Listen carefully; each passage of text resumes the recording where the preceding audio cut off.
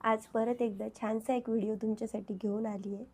तर व्हिडिओचा विषय असा आहे की सध्या मी न पाठवलेलं पत्र हे पुस्तक वाचत आहे आणि या पुस्तकामध्ये आयुष्याबद्दल इतकं छान छान सांगितलेलं आहे.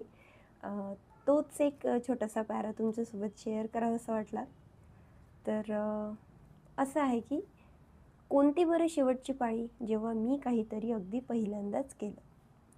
बऱ्याच लोकांकरिता आयुष्य म्हणजे सारखी पुनरावृत्ती होत असलेली कवायत असते.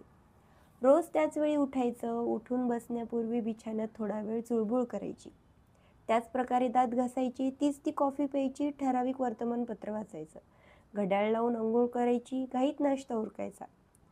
रस्त्यानं संतापत कामावर जायचं. तेच ऑफिस, तेच काम, त्याच गप्पा, तेच जेवण, तेच संवाद, परतीचा तोच रस्ता. त्याच मेगा सिरियल्स, तेच वाद, अनिवार्य जेवण, तोच पलंग, कोसळायचं आणि पुन्हा एकदा जागं होऊन पुन्हा एकदा तीच कवायत. आयुष्य नीरस नसावं, आयुष्य कंटाळवाणं नसावं, आयुष्य म्हणजे एखाद्या वर्षातल्या अनुभवांची अनंत वेळा पुनरावृत्ती नसावी. आयुष्य म्हणजे सक्तीचा रामराम नसावा.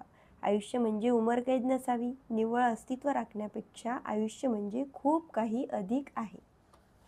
दरवर्षी एखादं नवं कौशल्य आत्मसात करा आणि पहा आयुष्य किती उत्साही बनतं ते. तुम्ही सक्रिय विद्यार्थी म्हणून कुठेच दाखल झाला नाही असं आयुष्यातल्या कोणत्याही अवस्थेत होऊ देऊ नका. संगीताचे धडे गिरवा, वाद्य वाजवायला शिका, नृत्याच्या वर्गाला जा, पर्यायी वैद्यकशास्त्र शिका, तंदुरुस्तीचा नवा कार्यक्रम सुरू करा, योग, नवी भाषा, प्रगत व्याकरण, सृजनशील लेखन, वक्तृत्व कला, पाककला, चित्रकला, सुलेखन, नवीन कला प्रकार, ड्रायव्हिंग, पोहणं, एखादा नवा खेळ, तांत्रिक शिक्षण, आध्यात्मिक अभ्यासवर्ग, बागकाम, पक्षी किंवा पशुपालन, मत्स्यगृहाची जोपासना, फोटोग्राफी, सांस्कृतिक उपक्रम. ही यादी खरोखरच अंतहीन आहे. कोणताही उपक्रम निवडा आणि सक्रिय विद्यार्थी बना. सदैव आयुष्याचे शोधक राहा. प्रयोग करा, प्रयत्न करत राहा. तुमची उत्सुकता आणि चौकसपणा जागृत ठेवा. जे आधी करायचा प्रयत्न केला नाही ते करण्याचा प्रयत्न करा. नवीन पद्धतीचा स्वयंपाक करून पहा. ज्या कपड्यांबाबत तुम्हाला संकोच वाटतो ते कपडे घालून पहा. नवीन केशरचना करून पहा. अनोख्या स्थळांना भेटी द्या. पुरुषांनो, एखाद्या दिवस स्वयंपाकघर तुम्ही चालवा. रविवारी नवऱ्यांचं संमेलन भरवून बायकांची सेवा करा. एखादा दिवस डोळ्याला पट्टी बांधून घालवा. एखादा दिवस आवाजाला विश्रांती द्या. एखादा दिवस सार्वजनिक वाहतुकीचा उपयोग करा. कामाच्या ठिकाणी भूमिकांची अदलाबदल करून पहा. मॅनेजिंग डायरेक्टर असलात तर स्वागतिकेचं काम करून पहा. ही यादी पुन्हा न संपणारी आहे. सृजनशील आयुष्य जगा, सतत वाहते राहा.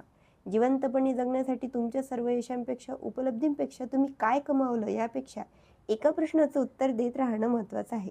कोणती बरं